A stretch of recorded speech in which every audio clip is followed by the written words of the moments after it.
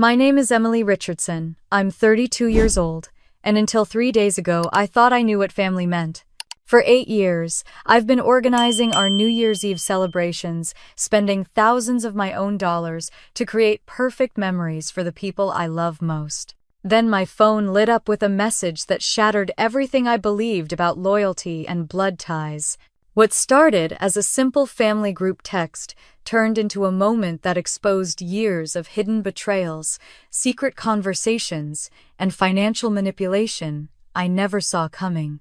But when they thought they'd broken me, I made a decision that sent shockwaves through not just my family, but an entire community of women living the same nightmare. How far would you go to reclaim your worth when the people closest to you treat you like their personal ATM? What I did next will show you exactly how to turn your deepest pain into your greatest power. Let me take you back to where it began. I'm sitting in my Denver townhouse at 10:47 a.m. on December 29, 2024, staring at my phone screen in complete disbelief. The group text from my parents just landed like a bomb in my lap. "We think it would be better if Emily doesn't come to our party this year." The words blur together as my hands start shaking. This is 3 days before New Year's Eve. 3 days before the party I've been planning and paying for since October. My name is Emily Richardson. I'm 32 years old, and for the past 8 years, I've been the family's designated New Year's Eve hostess. Not by choice, mind you, but because when Grandma Richardson died in 2016, somehow everyone just expected me to step into her shoes. No discussion, no vote, just an assumption that Emily would handle everything like she always does. I work as marketing director at Mile High Marketing Solutions here in Denver. It took me 7 years to climb to this position, but you'd never know it from how my family treats my career. When I got my promotion back in June, my parents barely mumbled congratulations before launching into 20 minutes about my sister Ashley's new marketing campaign. Ashley's 27 and works as a marketing manager at a much smaller firm, but somehow her achievements always overshadow mine. The financial reality of these New Year's parties hits me like a slap every January when my credit card statements arrive. Over 8 years, I've spent $62,000 on family celebrations. $62,000. That includes the annual party costs of $5,000 to $7,000, plus all the loans I've given family members that somehow never get repaid, plus the gifts I buy for everyone else's kids, plus the emergencies I always seem to cover. My boyfriend Marcus sees it clearly. He's an IT project manager, 35 years old, and he's been watching this dysfunction for 2 years now with growing concern. Last month at Thanksgiving, he pulled me aside after watching my family criticize the meal I'd spent 3 days preparing and said, "Emily, they don't treat you like family. They treat you like hired help." "But hired help gets paid," I'd responded, and the look on his face told me everything. The Richardson family consists of my father, David, 63, who retired from managing an insurance office and now spends his time telling everyone else how to live their lives. My mother, Linda, 60, works part-time in real estate and part-time making excuses for why no one else can help with family obligations. Then there's my brother, Michael, 29, a software engineer, who somehow never has time to contribute to family events, but always has time to criticize them. My sister Ashley, 27, the golden child, who works in marketing and gets praised for ideas that aren't half as good as mine. And my youngest brother Ryan, 24, a financial analyst who's never organized anything in his life, but has plenty of opinions about how I should do things differently.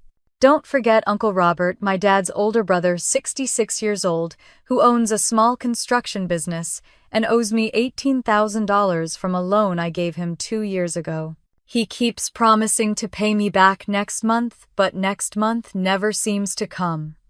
The text message isn't just from my parents. I watch in real time as the thumbs up reactions start appearing underneath their message. Michael, Ashley, Ryan, even Uncle Robert. One by one, they're all agreeing that I shouldn't come to the party I've been planning for months. My coffee mug slips from my hand and shatters on the kitchen tile.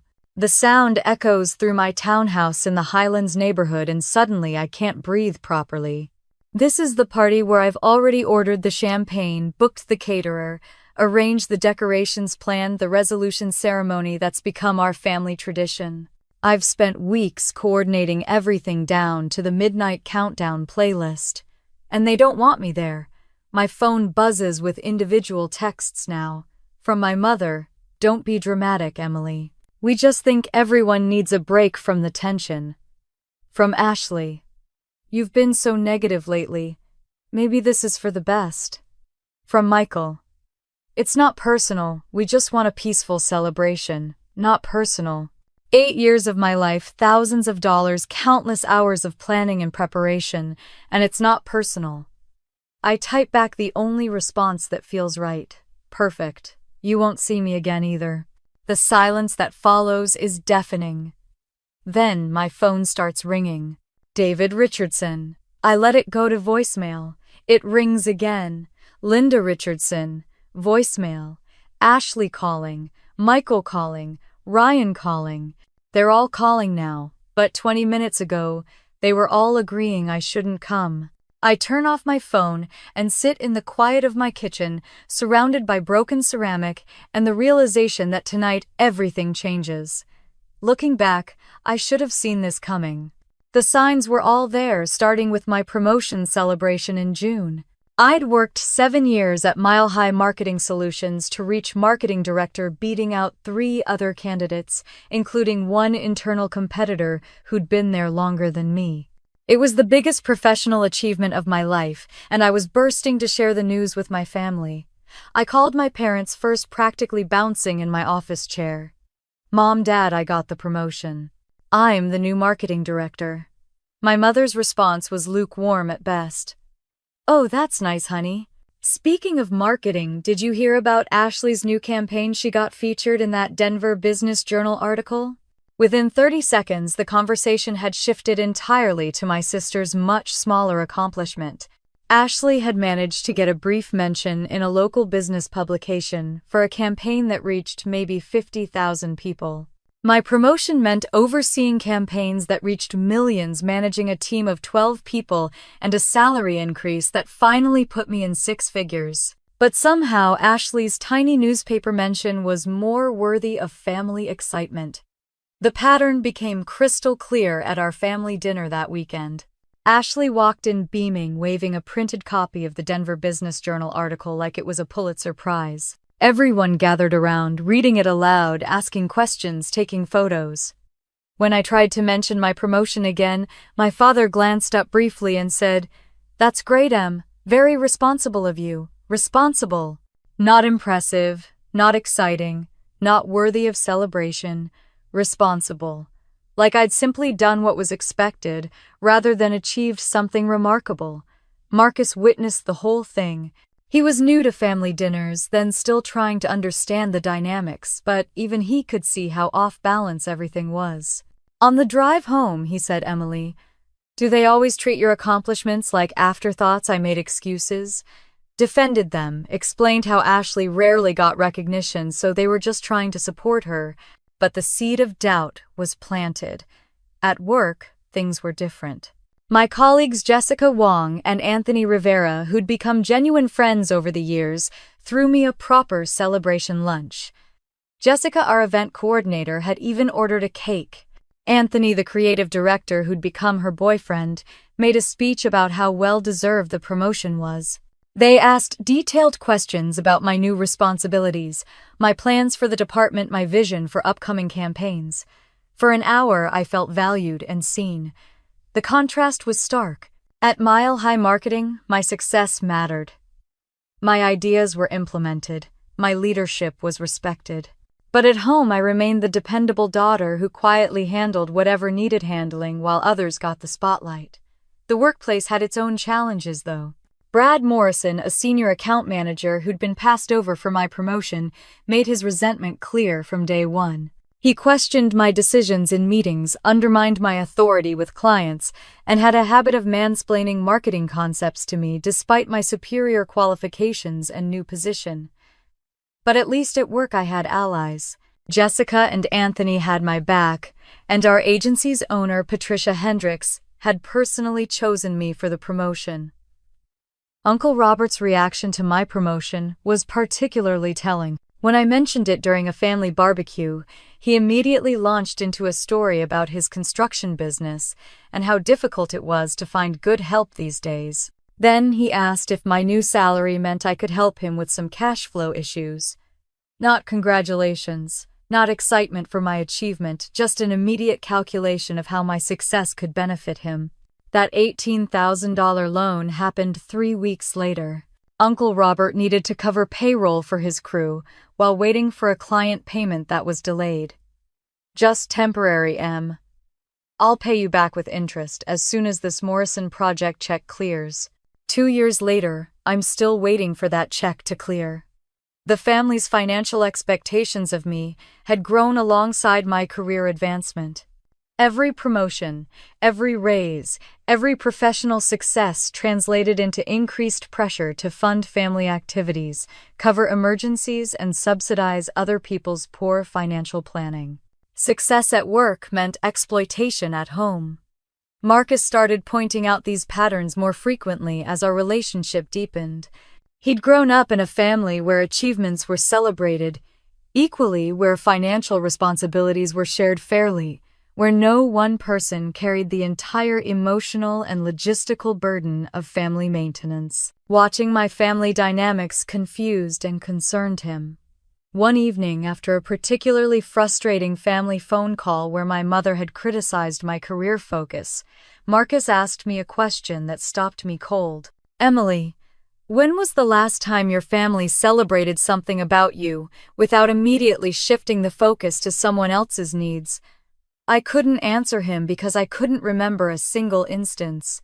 That question haunted me for months, coloring every family interaction with new awareness. I started noticing how conversations went, who got attention, whose problems became family emergencies, whose successes got buried under other people's dramas. The scorecard was always lopsided, and I was always on the losing side.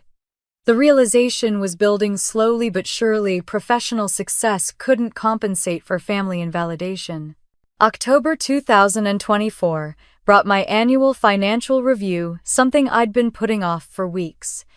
Between work deadlines and family obligations, personal bookkeeping always took a back seat. But with my promotion came new financial responsibilities and the need to plan for year-end bonuses and tax implications. I spread my credit card statements across my dining room table, along with bank records and loan documents, determined to get organized.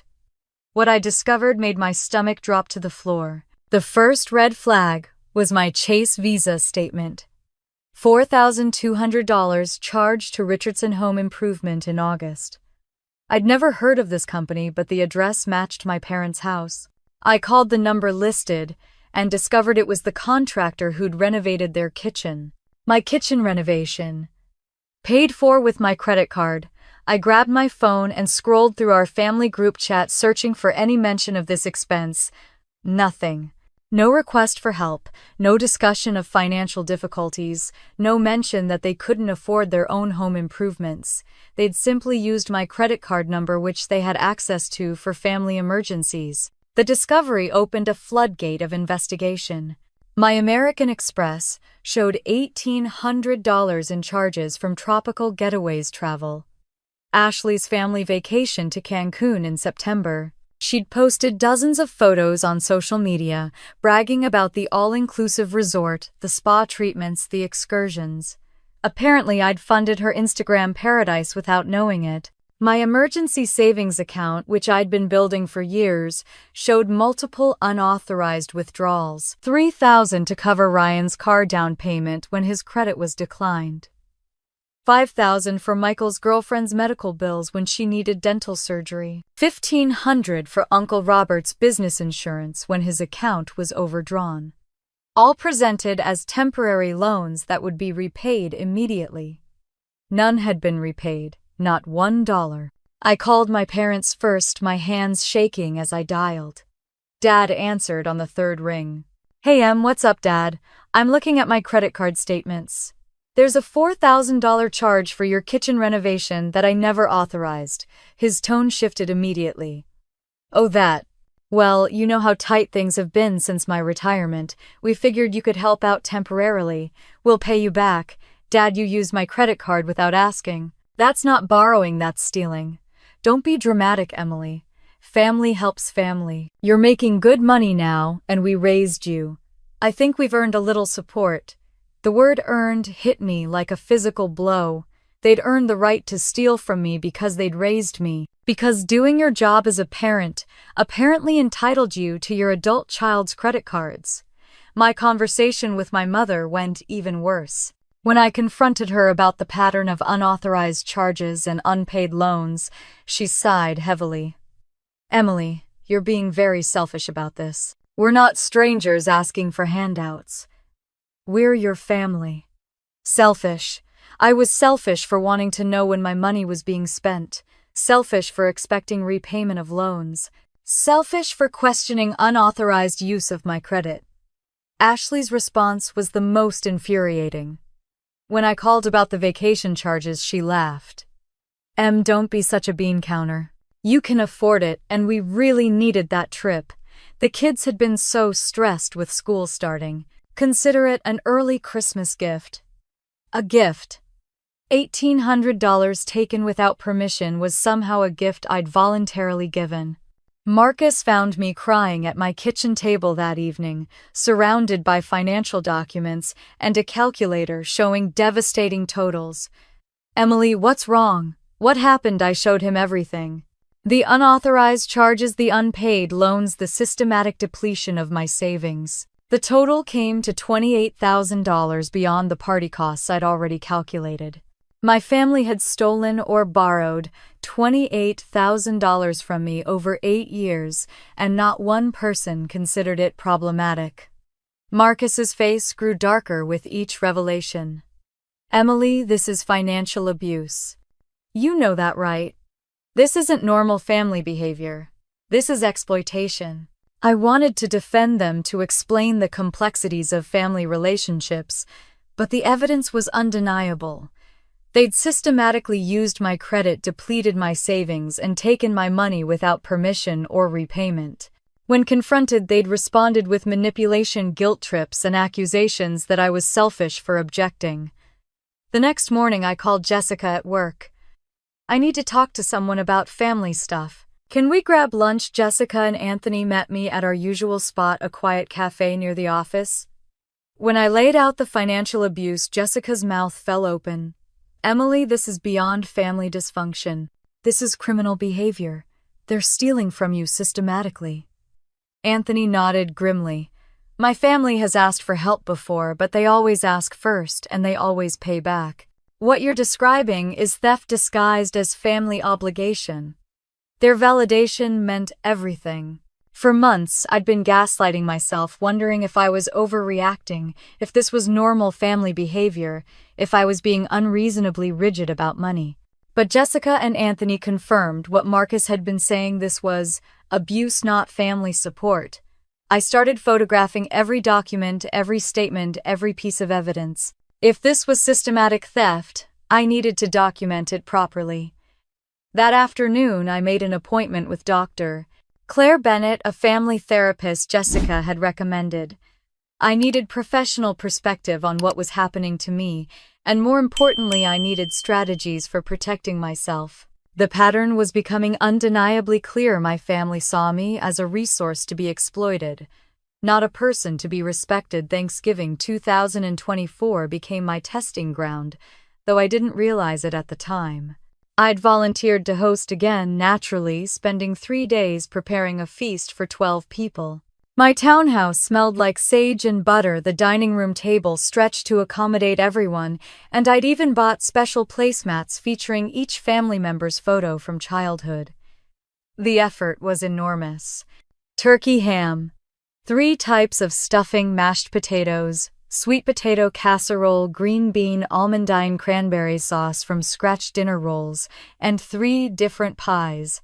I'd taken 2 vacation days to prep properly, spending over $600 on groceries and decorations. Ashley arrived an hour late, with her husband Jake and their 3 kids carrying a store-bought pumpkin pie still in its plastic container. "Sorry, we're running behind," she announced, not sounding sorry at all. Traffic was crazy and the kids couldn't decide what to wear.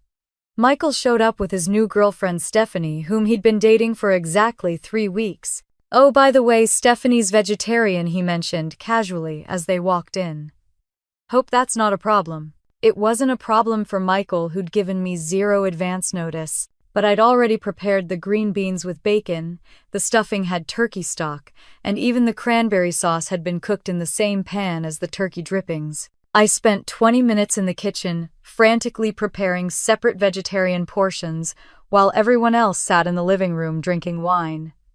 Uncle Robert arrived carrying nothing but complaints. "Traffic's getting worse every year in this city. Your driveway's too steep, Nearly slipped on those wet leaves. When's dinner? I've got to watch the game later." The criticism started before we'd even said grace. "The turkey's a little dry this year," Ashley commented, cutting into the perfectly moist bird I'd brined for 24 hours. "These potatoes could use more butter," Michael added, though he was already reaching for seconds. Uncle Robert just grunted and focused on his plate, but not before mentioning that Grandma Richardson's stuffing had more flavor. More flavor. I'd followed Grandma's recipe exactly, even calling my mother twice during preparation to confirm the measurements. But somehow my version was inferior to the mythical perfection of memory. My mother sighed dramatically as she surveyed the spread. "Well, we can't all be perfect cooks like Grandma was. Thanks for trying, honey." Trying. As if the 3 days of preparation, the hundreds of dollars spent, the vacation time used, the careful attention to everyone's dietary preferences, was just me, trying and falling short of an impossible standard. Marcus squeezed my hand under the table. He'd watched me work myself into exhaustion preparing this meal, and he could see the hurt in my eyes as each family member found something to criticize. After dinner, while I cleared dishes and loaded the dishwasher, most of the family migrated to the living room to watch football. Ashley's kids had left food scattered across the floor. Michael and Stephanie had disappeared outside to vape. Uncle Robert was asleep in my recliner, snoring loudly. I was scrubbing the roasting pan when I heard them talking in the kitchen. Ashley, Ryan, and Michael had gathered around the island, picking at leftover pie and apparently feeling free to critique my hosting skills. "Emily always has to make everything so complicated," Ashley was saying. "It's like she's trying to make us look bad with all this fancy stuff." "She does love to be the martyr," Michael agreed. "Remember when we were kids, she'd clean the whole house just so Mom would notice and tell her she was such a good helper." Ryan laughed. "Still doing it. Look at this spread. Who needs 3 kinds of stuffing? It's like she's performing instead of just having a normal family dinner." The words hit me like physical blows. I'd spent days trying to create a beautiful experience for them, and they saw it as performance art designed to make them look inadequate. They thought I was showing off rather than showing love. I stood at the sink, hands covered in sudsy water, listening to them dissect my motivations and find them wanting. Not once did anyone mention that I'd paid for everything, prepared everything, and would clean up everything. Not once did anyone acknowledge that without my effort, there would be no family Thanksgiving at all. Marcus appeared in the doorway, having apparently overheard the conversation as well. His face was tight with anger, but he kept his voice level. "Can I help with anything in here?" The kitchen conversation stopped abruptly. My siblings scattered back to the living room like guilty teenagers caught gossiping. Marcus started drying dishes without being asked. "They don't deserve you," he said quietly. "You know that, right?" For the first time, I was starting to wonder if he might be right. Later that evening, after everyone had left and my house looked like a tornado had hit it, I discovered something that changed everything. Ryan had left his phone on my kitchen counter, and it kept buzzing with notifications. I was about to call him when I glanced at the screen and saw the group chat name, Richardson Family Updates. My heart stopped. I wasn't in a chat called Richardson Family Updates. I was a Richardson. Why wasn't I included in family updates? The phone buzzed again and I saw the preview of a message from Ashley. Emily's such a control freak about these dinners. Maybe we should just do potluck next year. I set the phone down like it was radioactive. My family had a secret group chat where they discussed me behind my back. They were making family decisions without including me, while expecting me to execute those decisions flawlessly. The exclusion was intentional, systematic, and devastating. December brought my busiest season at Mile High Marketing Solutions. Our agency handled major corporate holiday events, year-end campaigns, and New Year's promotional pushes for clients across Colorado. I was working 60-hour weeks minimum, managing 3 major accounts while trying to establish my authority as the new marketing director. The pressure was intense, but I loved the challenge and the validation that came with professional success. Meanwhile, my family's expectations for New Year's Eve remained unchanged. Despite my demanding work schedule, despite the financial abuse I'd uncovered, despite their secret group chat where they criticized my every move, they still expected me to organize and fund their perfect celebration. I decided to try a different approach. During our December family dinner, I announced that I'd need help with this year's party. With my new position, I explained I simply couldn't handle everything alone like I had in previous years. My father barely looked up from his plate. "You'll figure it out, Em. You always do." "Actually, Dad, I won't figure it out this time. I need other people to step up and take responsibility for parts of the event." My mother waved her hand dismissively. "Nobody expects perfection, honey. Just keep it simple this year. Simple." After 8 years of elaborate celebrations that cost me thousands of dollars and weeks of preparation, now they wanted simple. But simple for whom? Simple for them, because they wouldn't have to contribute anything. The burden of making it simple would still fall entirely on me. I tried assigning specific tasks.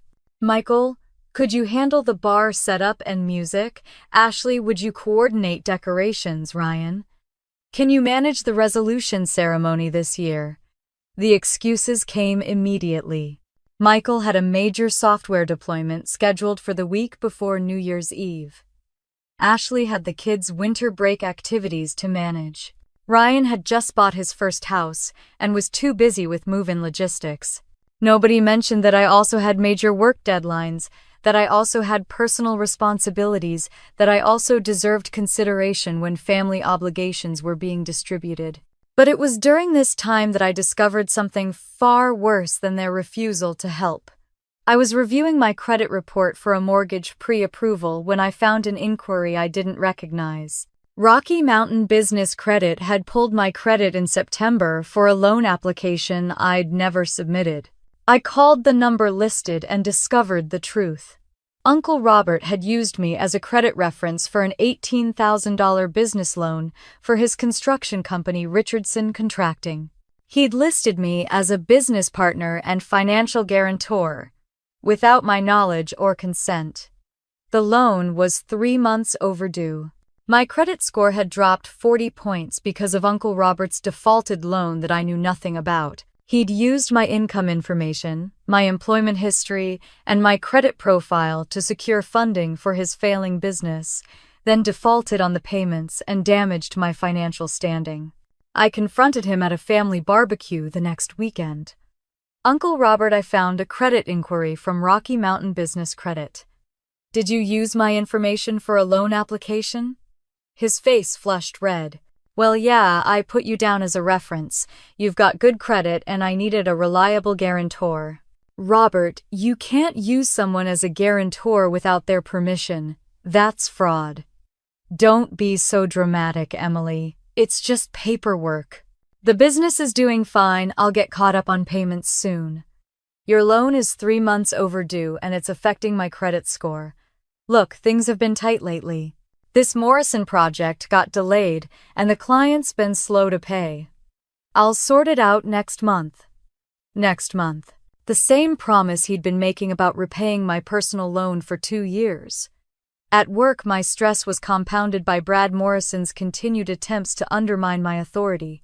He questioned my decisions in client meetings, tried to go around me to upper management, and made snide comments about promoting people too quickly. The irony wasn't lost on me that I was fighting for respect both at home and at work, but at least at work I had allies and company policies to protect me. Jessica noticed my increasing exhaustion. "Emily, you look like you haven't slept in weeks." "What's going on?" I told her about the credit fraud, the family's refusal to help with New Year's planning, and the mounting pressure from all directions.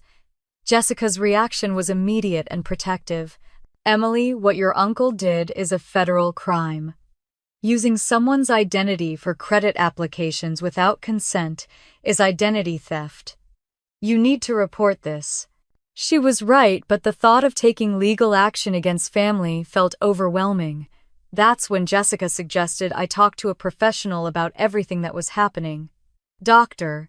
Claire Bennett's office was in a quiet building near downtown Denver, decorated with warm colors and comfortable furniture designed to put people at ease. During our first session, I laid out the entire situation: the financial abuse, the secret group chat, the credit fraud, the systematic exclusion from family decisions while being expected to execute them perfectly. Dr. Bennett listened without judgment, taking notes and asking clarifying questions. When I finished, she looked at me with compassion and clarity. "Emily, what you're describing is called scapegoating. In dysfunctional family systems, one person is assigned the role of caretaker and problem solver while simultaneously being blamed for any problems that arise. You've been carrying the emotional, financial, and logistical burden of your family's dysfunction while receiving criticism instead of appreciation." The validation was both relief and heartbreak. Relief that my experiences were real and recognizable.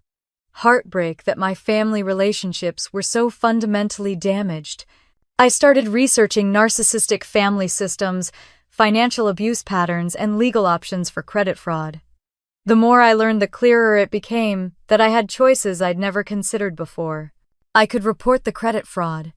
I could refuse to organize the New Year's party. I could set boundaries that protected my finances and emotional well-being. For the first time in my adult life, I realized I had power in these relationships. The confrontation I'd been avoiding finally came on December 26th. I'd requested a family video call to discuss New Year's Eve logistics, and everyone reluctantly agreed to join. As their faces appeared on my laptop screen, I could see the annoyance in their expressions.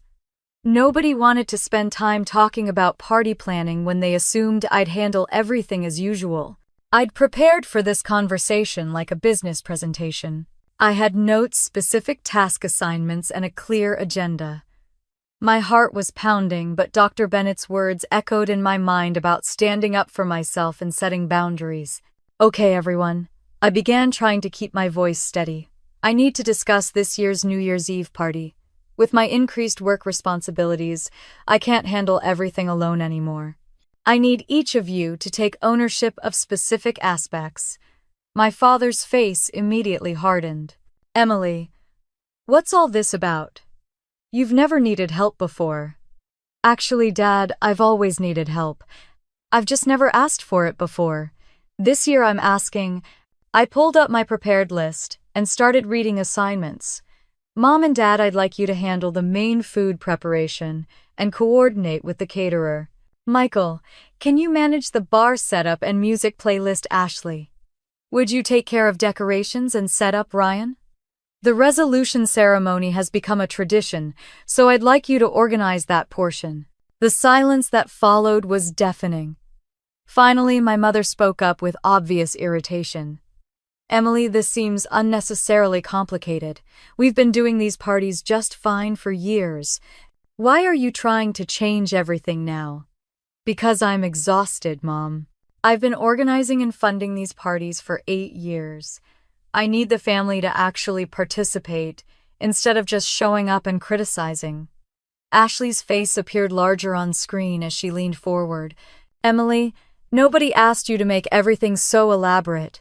You choose to do all this fancy stuff and then you complain about it. That's on you. The accusation stung because it was so fundamentally unfair. You've all come to expect elaborate celebrations. When I've suggested simpler alternatives in the past, you've complained that it wasn't festive enough. Michael jumped in with his typical dismissive tone. Look, Em, you're good at this event planning stuff. It's basically your job. Why would we mess with what works? What works for whom, Michael?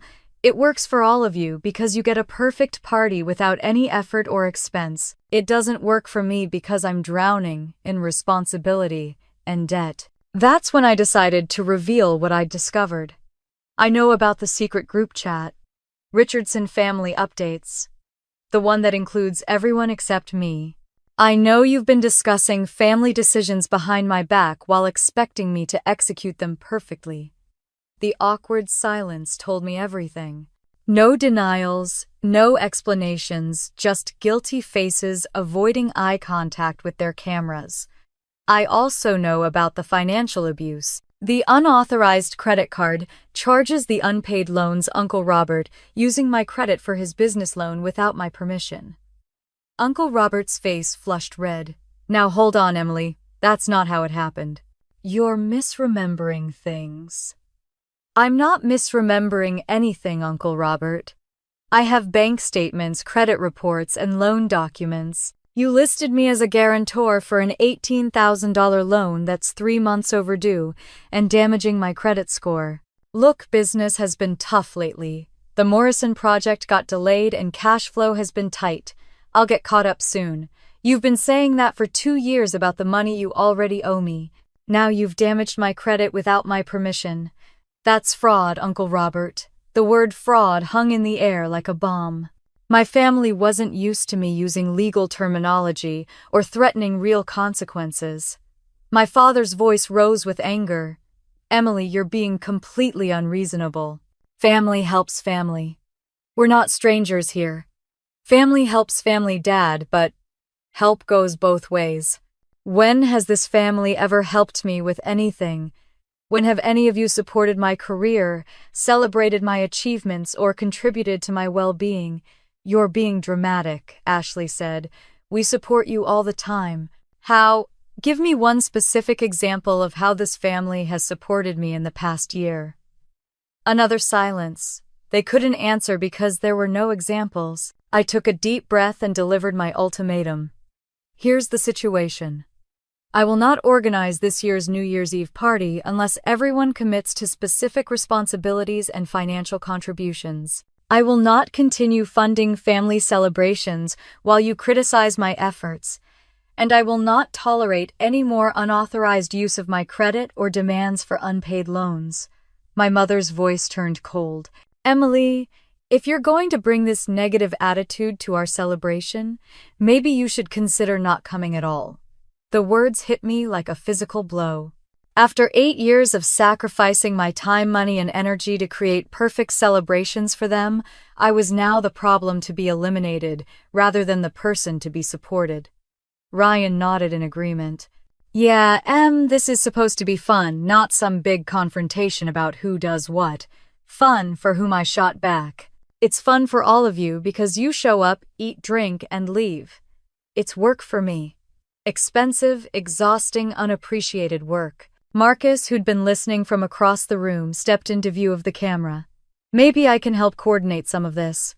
My father's voice turned icy. This is a family matter, Marcus. No offense.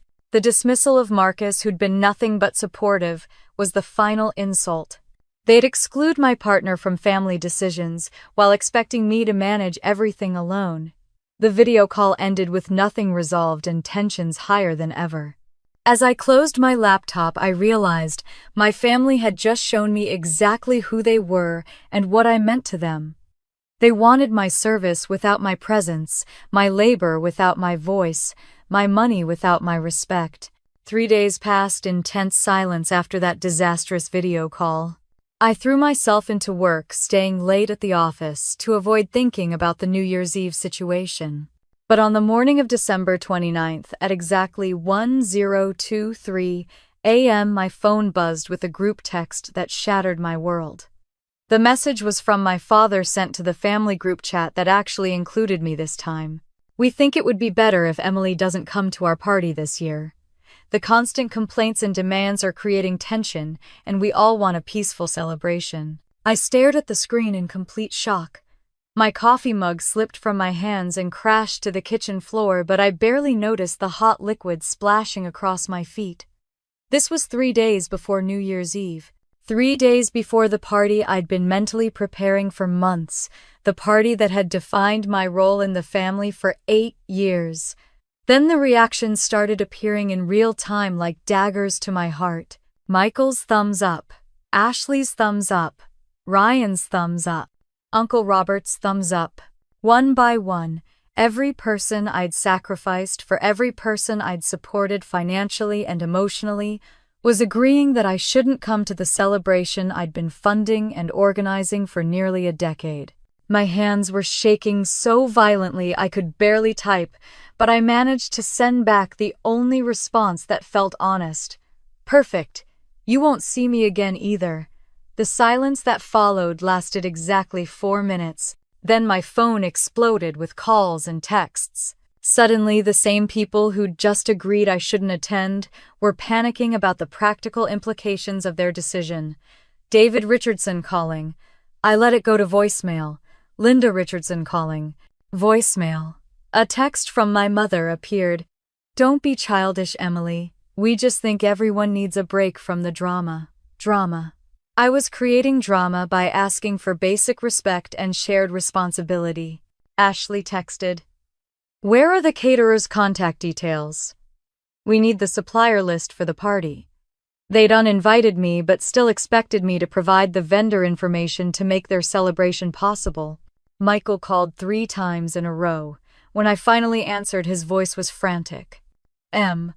Where did you order the champagne, and what about the decorations?" "Everything's already been planned, right, Michael? You just agreed that I shouldn't come to the party." "Why would I have planned anything?" "Well, yeah, but we figured you'd already done most of the work. We just meant you shouldn't attend the actual party." The audacity was breathtaking. They wanted to exclude me from the celebration while still benefiting from my preparation and funding. I hung up and turned off my phone. The physical symptoms hit me like a freight train. My chest felt tight like I couldn't get enough air. My vision started tunneling and a strange ringing filled my ears. I felt simultaneously freezing cold and burning hot. My legs gave out and I found myself sitting on my kitchen floor surrounded by broken ceramic and spilled coffee, gasping for breath. Marcus found me there 20 minutes later. He'd been working from home and came downstairs when he heard the crash. "Emily, what happened? Are you hurt?" I couldn't speak. I just handed him my phone and watched his face change as he read the family group chat. His expression went from confusion to disbelief to pure rage. "Those selfish, ungrateful people," he said, his voice tight with controlled anger. "After everything you've done for them, this is how they treat you." That's when the tears finally came.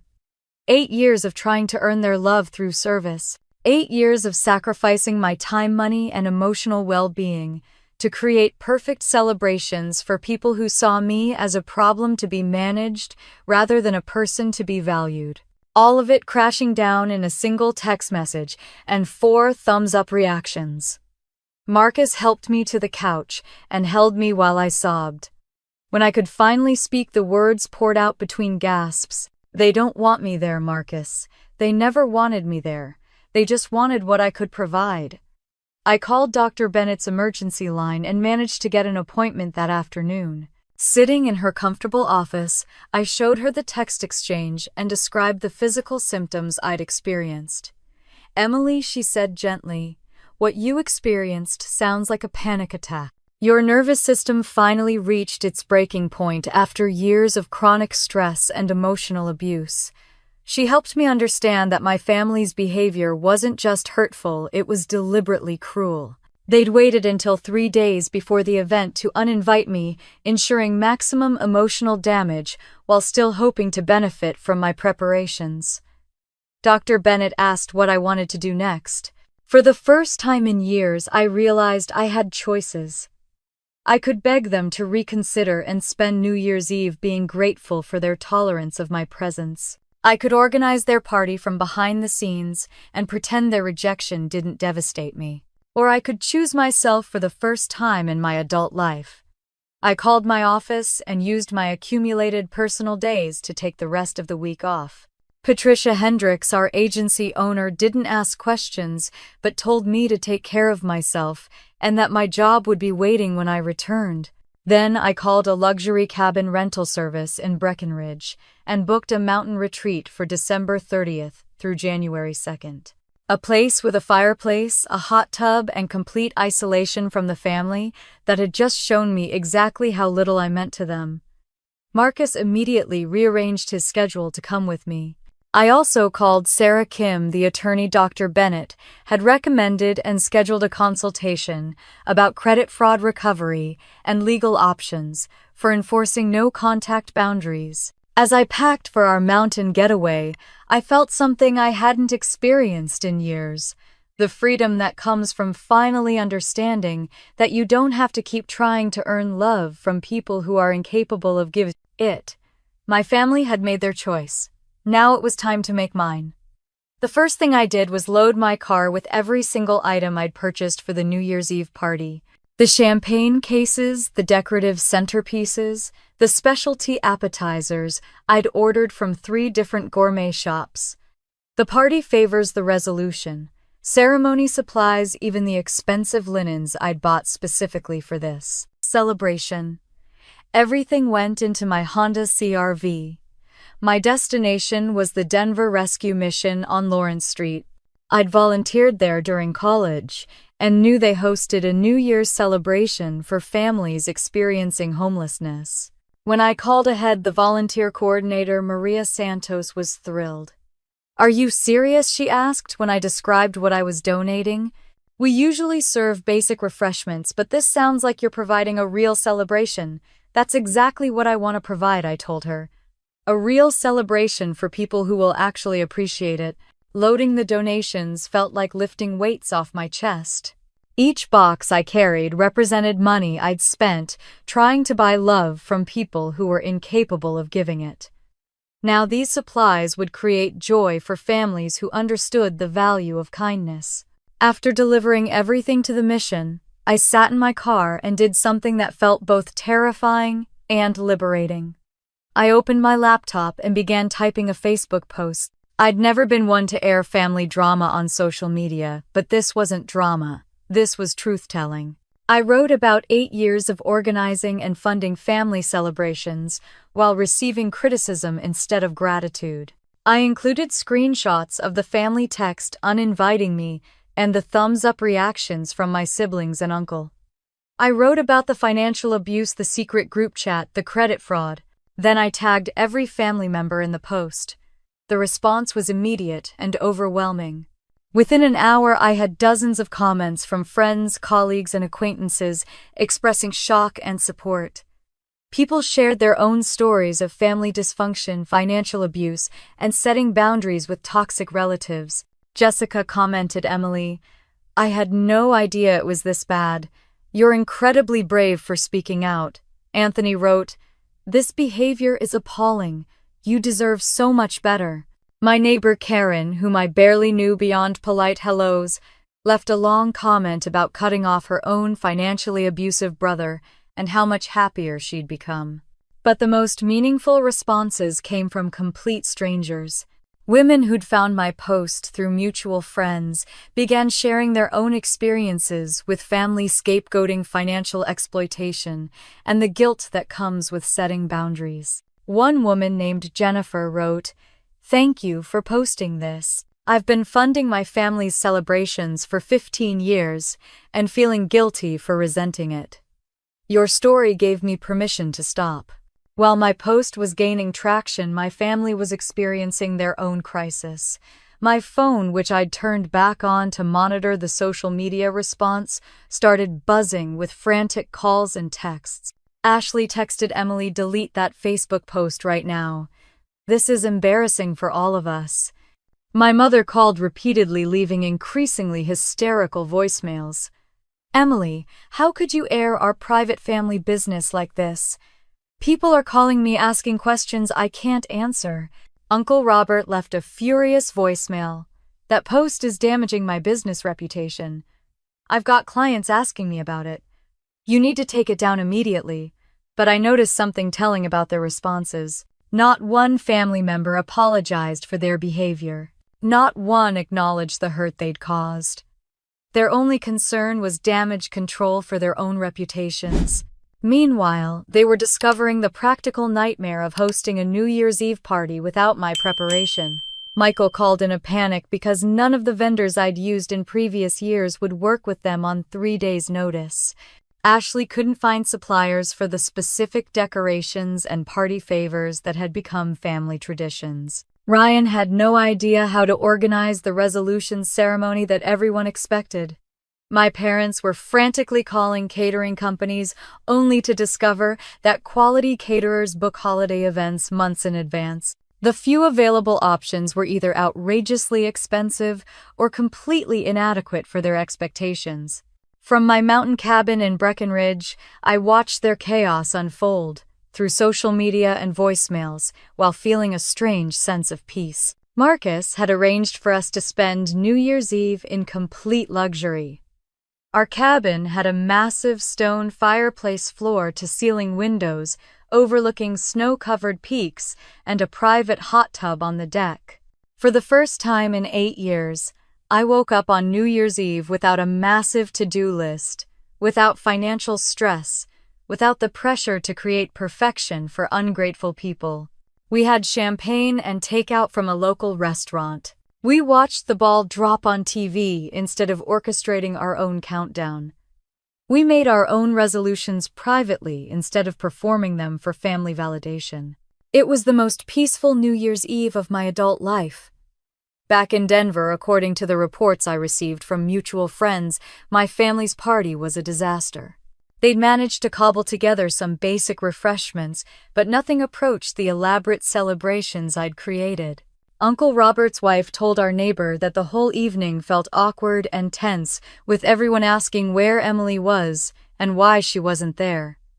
My social media post continued to gain traction throughout the weekend.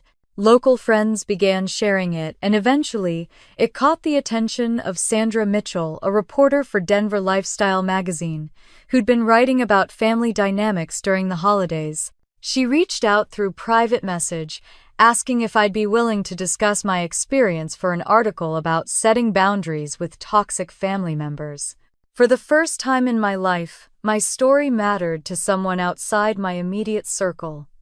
January 2025 brought a harsh reality that my family hadn't anticipated. Without my vendor relationships and advanced planning, they'd cobbled together a makeshift New Year's Eve celebration that became neighborhood gossip within days. Karen, my next-door neighbor, stopped me while I was getting my mail to share what she'd witnessed. "Emily, I have to tell you, your family's party was a complete disaster. They had pizza delivered at midnight, ran out of champagne by 10 o'clock, and your uncle was arguing with some delivery driver about payment issues right there in the driveway." The image would have been comical if it wasn't so predictable. 8 years of elaborate celebrations had set expectations they couldn't meet without my coordination and financial backing. But the real crisis began when Uncle Robert's business came under serious scrutiny. The credit fraud complaint I'd filed with the Colorado Bureau of Investigation had triggered a broader examination of Richardson Contracting's financial practices. Detective Lisa Martinez called me in mid-January to discuss their findings. "Miss Richardson," she said over the phone, "your uncle's case has revealed a pattern of credit manipulation. You're not the only victim. We've identified 3 other individuals whose credit he used inappropriately for business loans. 3 other victims. Uncle Robert had been systematically defrauding people to keep his failing construction business afloat. My case wasn't an isolated family dispute, it was part of a criminal enterprise. The investigation moved quickly. Uncle Robert's business partner, Tom Morrison, immediately distanced himself when investigators approached him. Several ongoing construction projects were suspended when clients learned about the fraud investigation. By February, Richardson Contracting was hemorrhaging money and facing potential criminal charges. Uncle Robert called me repeatedly, leaving increasingly desperate voicemails. "Emily, you're destroying my livelihood over a misunderstanding. Can't we work this out as family? I've got crews depending on me for their paychecks. You're hurting innocent people." But Detective Martinez had shown me the evidence. Uncle Robert had stolen identities, manipulated credit applications, and defaulted on multiple loans using other people's financial information. This wasn't a family misunderstanding, it was systematic fraud. The ripple effects extended far beyond Uncle Robert's business. My parents faced social isolation as our extended family and neighbors learned about the financial abuse through my viral Facebook post. My mother's real estate colleagues began questioning her judgment and character.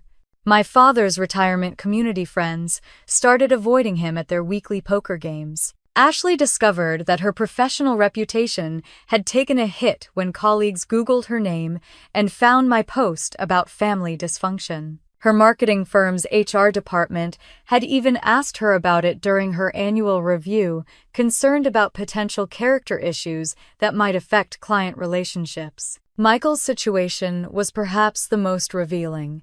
His girlfriend Stephanie, the one I'd accommodated last minute at Thanksgiving, broke up with him after reading about our family's behavior online. She told mutual friends that she couldn't respect someone who participated in financial abuse and then got angry when called out for it.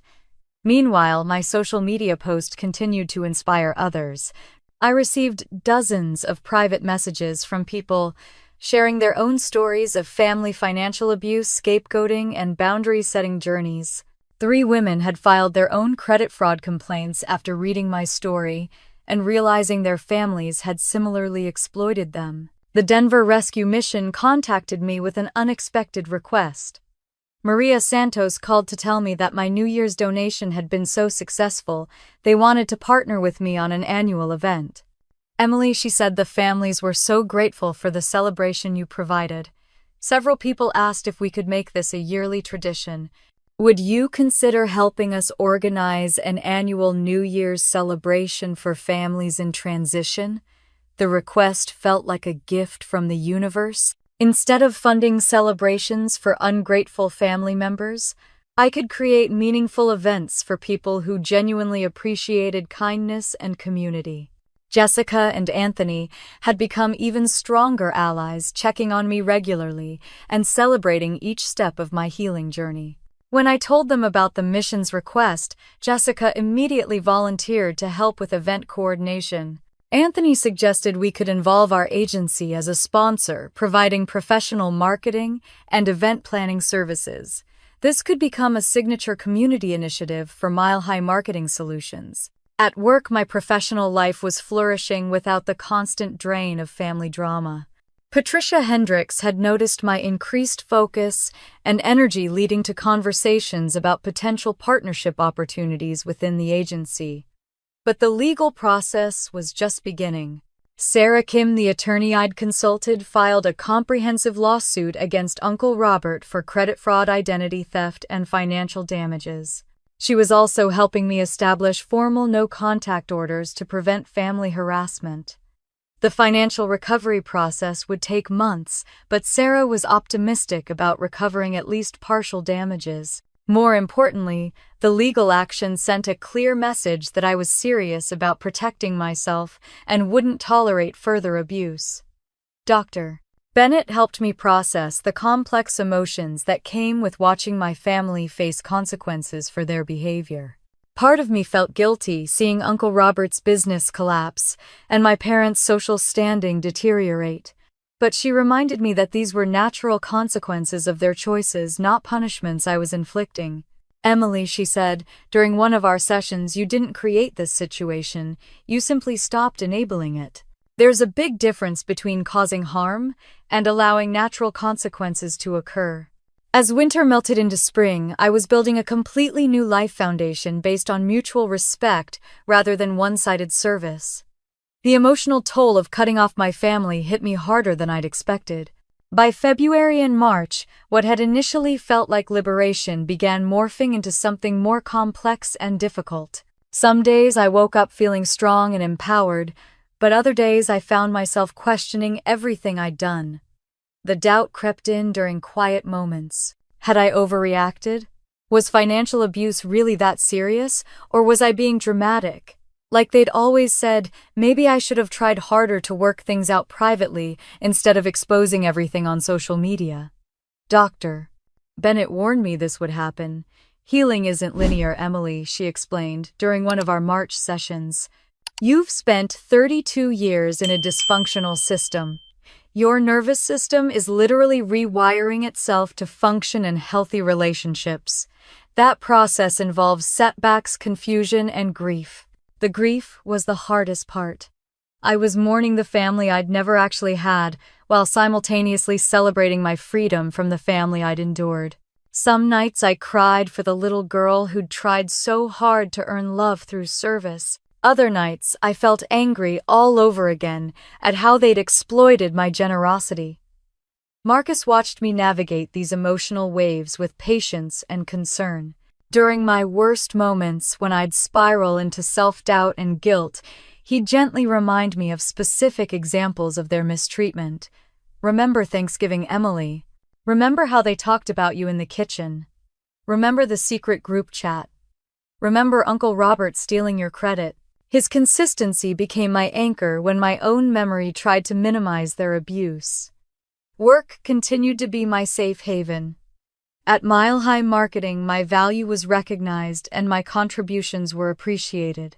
When Brad Morrison tried to undermine a client presentation in February, our HR director, Jennifer Walsh, called him into a formal meeting about his behavior pattern. Emily has been an exemplary employee and leader, she told him, according to Jessica, who'd overheard the conversation. Your attempts to sabotage her authority reflect poorly on your professionalism and could constitute workplace harassment.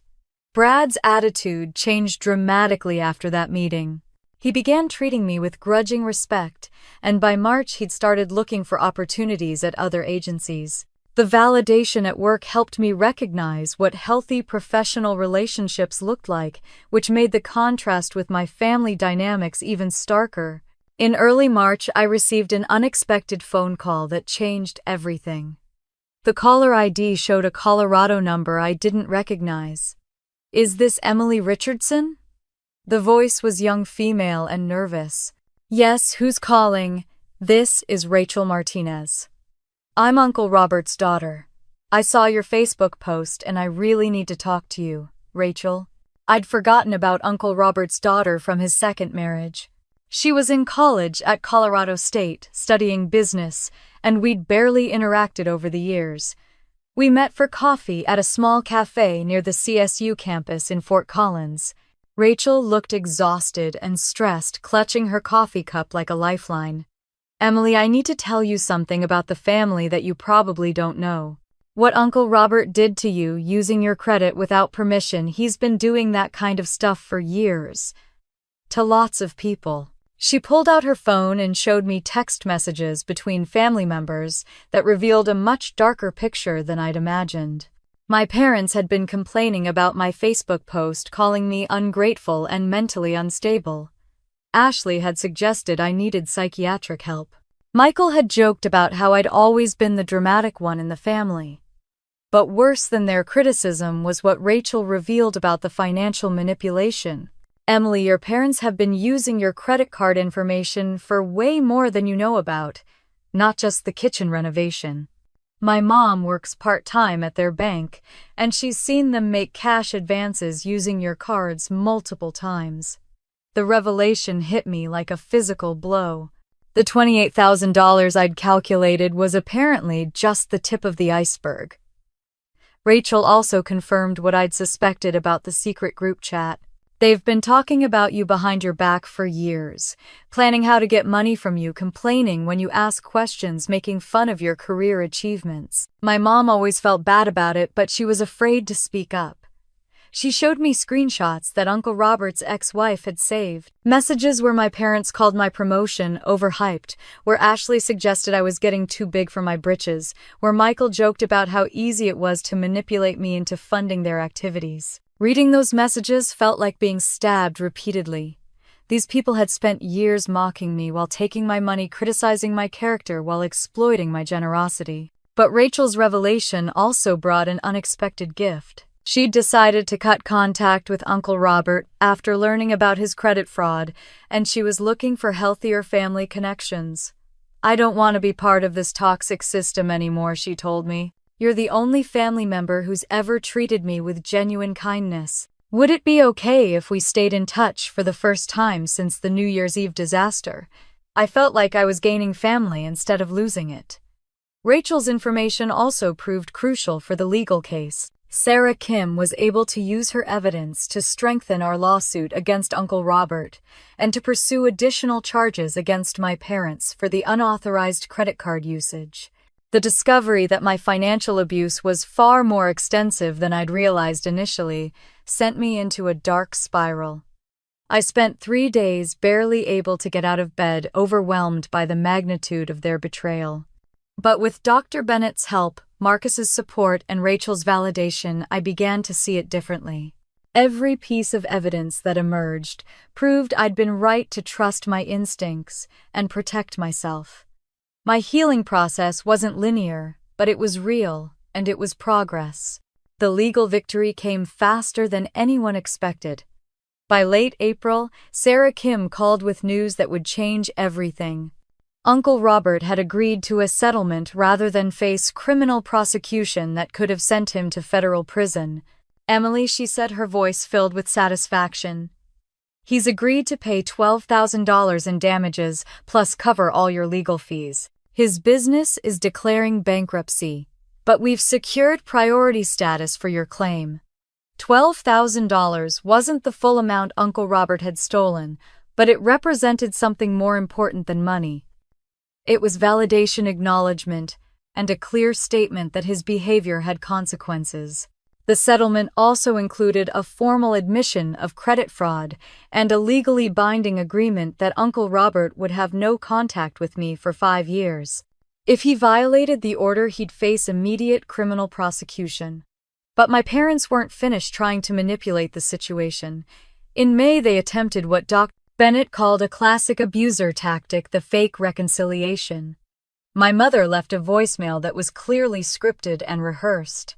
"Emily, honey, your father and I have been doing some soul searching, and we think it would be good for the whole family to go to counseling together.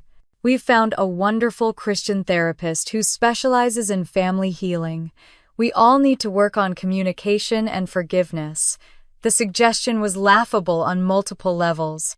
They wanted to control the narrative by choosing their own therapist, preferably someone who would focus on forgiveness rather than accountability. They wanted to frame our conflict as a communication problem rather than acknowledging their systematic abuse. Dr. Bennett helped me craft a response that was clear and final. I called my mother back and left my own voicemail.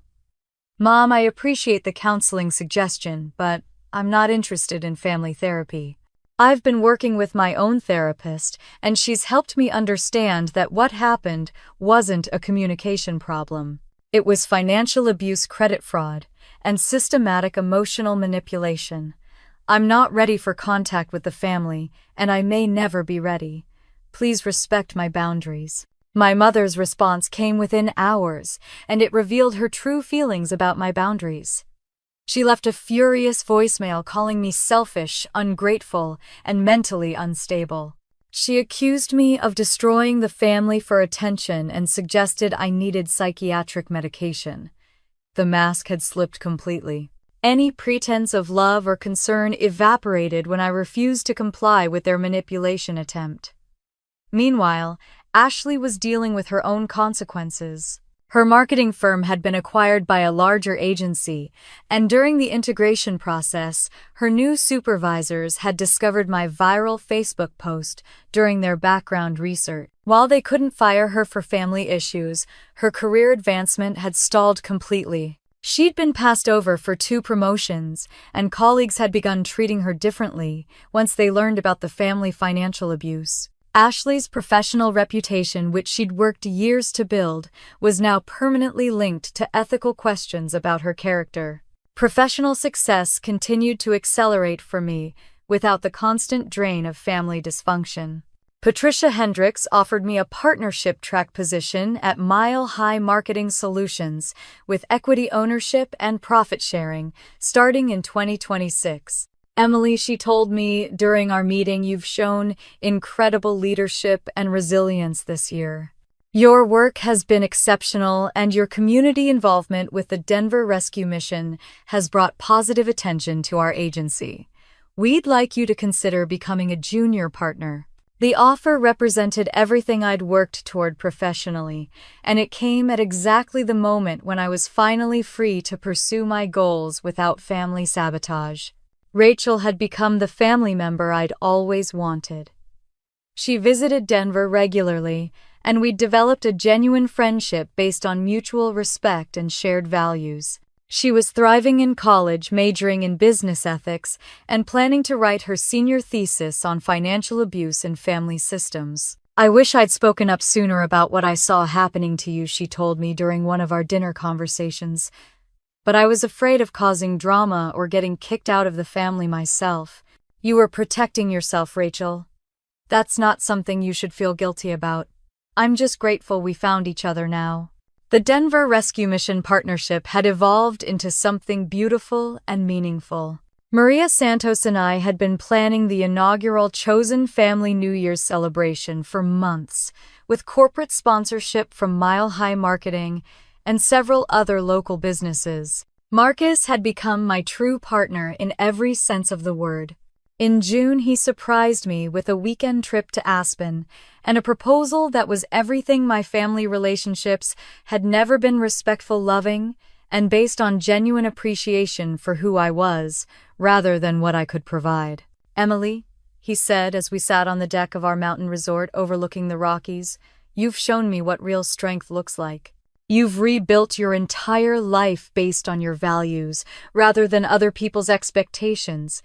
I want to build a future with someone that's brave and authentic.